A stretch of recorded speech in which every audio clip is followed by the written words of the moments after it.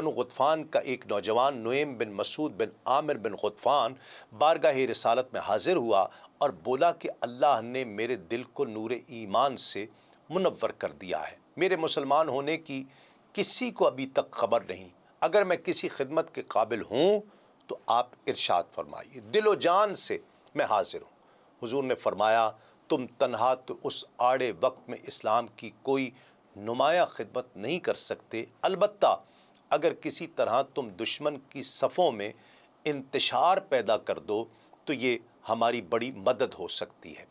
یہ جنگ ہے اور جنگ میں ایسی تدبیر جائز ہے۔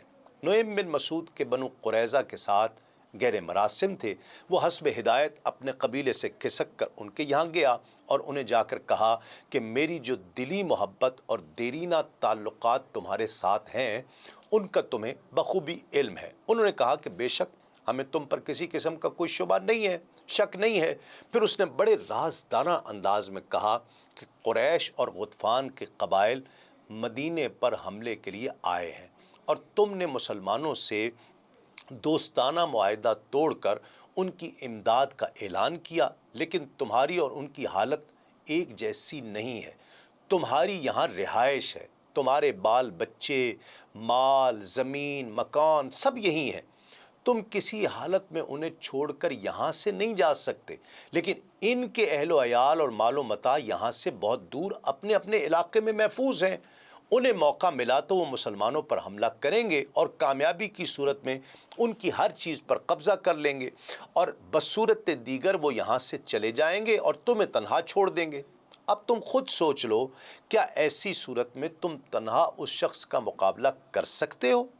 میرا مخلصانہ مشورہ یہ ہے کہ تم جنگ چھیڑنے سے پہلے انہیں کہو کہ وہ چند مقتدر لوگ تمہارے پاس بطور یرغمال بھیج دیں، تاکہ تمہیں یقین ہو جائے کہ وہ کسی حال میں تمہیں مسلمانوں کے رحم و کرم پر چھوڑ کر اپنے اپنے وطن کو لوٹیں گے نہیں۔ بنو قریظہ کے یہود نعیم بن مسعود کی بات سے بڑے متاثر ہوئے اور کہنے لگے کہ تم نے ہمیں مشورہ تو صحیح دیا ہے۔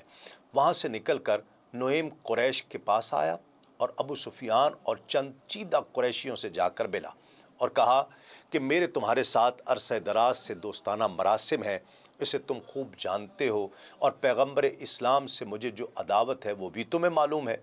مجھے ایک خبر ملی ہے، دوستی اور محبت کا تقاضا یہ ہے کہ میں وہ تمہیں بتا دوں، لیکن خدا را کسی کو بتانا نہیں، یہ راز فاش نہ کرنا۔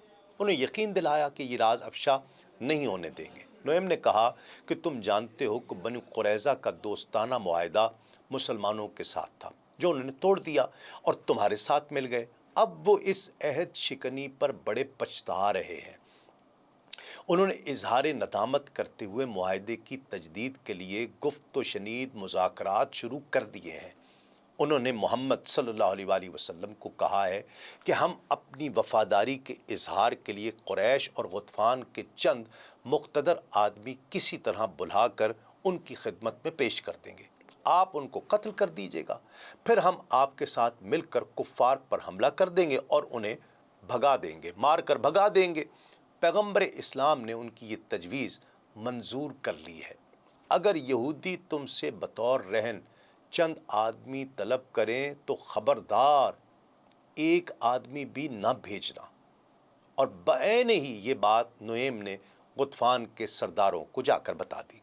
ناظرین کرام، اتفاق کی بات ہے کہ جمعے اور ہفتے کی درمیانی رات کو ابو سفیان نے اکرمہ بن ابی جہل اور ونقہ بن غطفان کو چند دوسرے سرداروں کے ساتھ یہود کے پاس روانہ کیا اور انہیں کہا کہ ہم یہاں زیادہ دیر تک ٹھہر نہیں سکتے، حالت سفر میں ہمارے جانور ہلاک ہو رہے ہیں اور خود ہم بھی طرح طرح کی پریشانیوں میں مبتلا ہے۔ محاصرے کو اب مزید طول دینا ہمارے لیے ممکن نہیں ہے، اس لیے اب مزید تاخیر کیے بغیر ہمیں کوئی فیصلہ کن قدم اٹھانا چاہیے۔ کل ہم سامنے سے مسلمانوں پر حملہ کریں گے اور تم پیچھے سے ہلہ بول دو تاکہ اس مخمصے سے جان چھوٹے اور ہم فارغ ہو کر اپنے اپنے گھروں کو واپس چلے جائیں۔ یہود نے جواب دیا کہ کل ہفتہ ہے اور ہم اپنے عقیدے کے مطابق اس روز کوئی کام نہیں کرتے۔ دوسری بات یہ کہ ہم مسلمانوں سے دشمنی کا خطرہ مول لینے سے پہلے یہ یقین کرنا چاہتے ہیں کہ تم کسی وقت ہمیں بے یار و مددگار چھوڑ کر چلے نہیں جاؤ گے، اور ہمیں تب یقین آئے گا جب چند معزز آدمی تم ہمارے پاس بطور رہن بھیج دو۔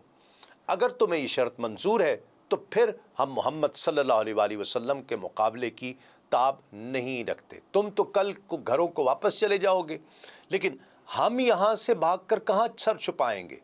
جب وفد نے بنو قریظہ کی گفتگو ابو سفیان وغیرہ کو جا کر بتائی تو کہنے لگا کہ بخدا نعیم نے جو اطلاع ہمیں دی تھی وہ درست ہے۔ ابو سفیان نے ان کی یہ شرط ماننے سے صاف انکار کر دیا۔ اس طرح بنو قریظہ کو یہ یقین ہو گیا کہ نعیم نے جو مشورہ دیا تھا وہ صحیح تھا۔ انہوں نے حملہ آور لشکر کو کہلا بھیجا کہ جب تک تم اپنے آدمی بطور یرغمال ہمارے پاس نہیں بھیجو گے ہم تمہارا ساتھ دینے کے لیے تیار نہیں ہیں۔ اس طرح ناظرین کرام اللہ رب العزت نے ایسے حالات پیدا فرما دیے کہ وہ ایک دوسرے سے بدگمان ہونے لگے اور اسلام کے خلاف ان کا اتحاد پارا پارا ہو گیا۔